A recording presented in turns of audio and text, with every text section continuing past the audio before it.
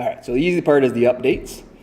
So since last year, the whole organization, sort of the principles and an exposure in the world of emergency management. So that was given permission by the committee to move. Information officer is a critical. So this year we were coming up to our timeline. So the cutoff for AMA for the annual review cycle is the end of March.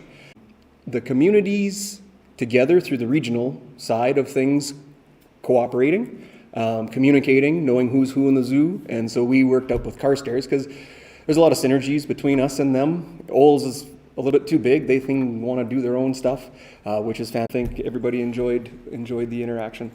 What did I say about the... make sure that we're staying on top of how the communication programs go, when to be triggering, what to put on socials, all that sort of fun stuff. And then we deal with the emergency management tabletops and various other things, plan reviews and things like that. So we meet very frequently, but the agency is much broader. So in the emergency response plan, the draft, you'll see that the emergency response plan is about 14 people. When we don't get 20 questions about how the...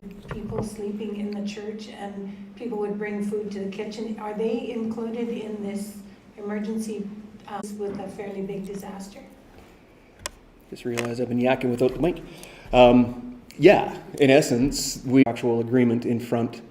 We've got accounts. Their doors let us come in, and 25 people shopping carts out the door to deal with whatever we have. And those are things that you need as an emergency social services. And usually, when in bigger communities, they got to go out and they got to wrestle those together with higher level officials. And I just have a question. So if it was like electricity went out. Fortis was feeding us with one line. They had a fire at their station, and boom, they were fine with that. And I was working with Fortis at the time, anyways, like at the same time. So I kind of knew what they were up to and how long it was going to be. But it's nerve-wracking when the power goes out because there's not a whole lot we can do.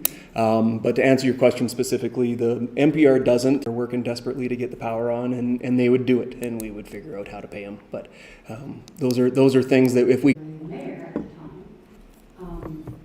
the grid on in the event that it comes back on, because it does just randomly come on. Yeah, of course. Everybody else? Yeah, we got a big ERP, so I wouldn't mind getting through this next one real fast.